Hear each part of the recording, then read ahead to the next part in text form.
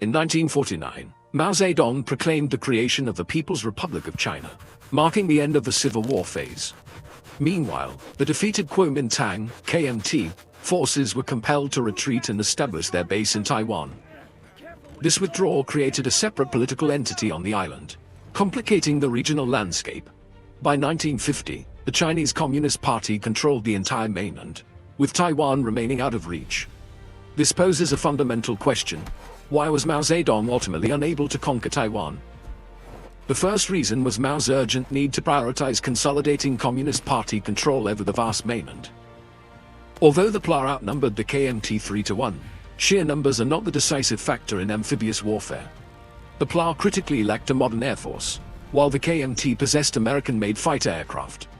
The overwhelming majority of China's old ships had been taken to Taiwan by the KMT, leaving the PLA transport poor. Mao stationed troops along the coastline, preparing for an invasion of the closest KMT positions, such as the Quemoy Islands. However, the initial landing attempt on Quemoy in 1950 was a costly and devastating failure for the PLA. This setback did not deter Mao. He immediately ordered new plans to be drafted for the final conquest of Taiwan. One plan proposed using a massive number of transportation vessels to overwhelm the island with sheer numerical strength. This plan was swiftly scrapped due to its impracticality and the severe risks involved. Moreover, Mao was concerned that an invasion would trigger military intervention from the United States of America. Mao's fears were realized. The US deployed its 7th Fleet into the Taiwan Strait. The US action was a clear warning that any invasion would inevitably mean war with Washington. Facing the world's most powerful fleet, Mao was forced to fundamentally reassess his military strategy. Simultaneously, the outbreak of the Korean War significantly altered Beijing's strategic priorities. This conflict saw direct confrontation between Chinese and American forces on the Korean Peninsula. President Truman committed to defending non-communist regimes in the area, including Chiang Kai-shek's government in Taiwan. Taiwan was now effectively shielded by a layer of robust American military protection. The 1953 ceasefire in Korea allowed Mao to refocus his attention back on the issue of Taiwan. His renewed determination was demonstrated by initiating a series of cross-strait crises. In 1954, Mao ordered the shelling of Quemoy, marking the first Taiwan Strait crisis. In response, the US president sent reinforcements and enacted legislation committing to Taiwan's defense.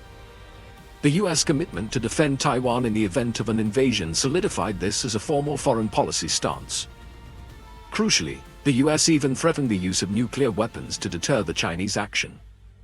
Faced with the specter of nuclear devastation, Mao was compelled to order his forces to desist from the shelling. This threat had a profound strategic consequence for Beijing. It convinced Mao that China needed its own nuclear capability to establish deterrence against the United States. Before the nuclear program was completed, Mao again ordered the shelling of the islands in 1958. This, the second Taiwan Strait crisis, led to direct air combat between the opposing forces.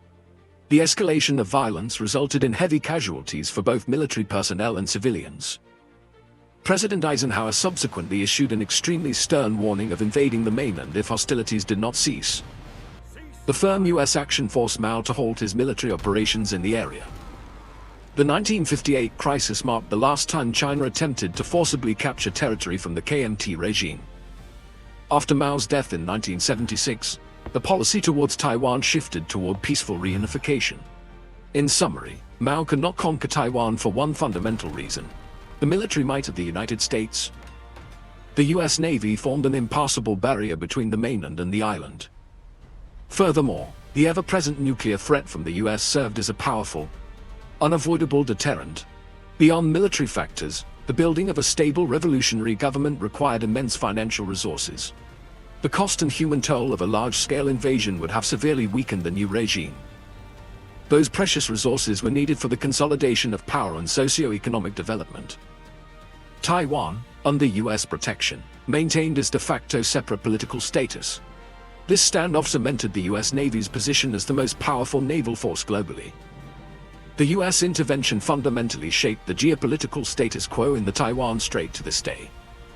Mao ultimately had to accept that his military ambitions could not overcome the superior superpower authority of the US. The swift and decisive American intervention shielded Taiwan from forcible annexation. That is the story of why Taiwan persists as a separate entity, the determined intervention of the US.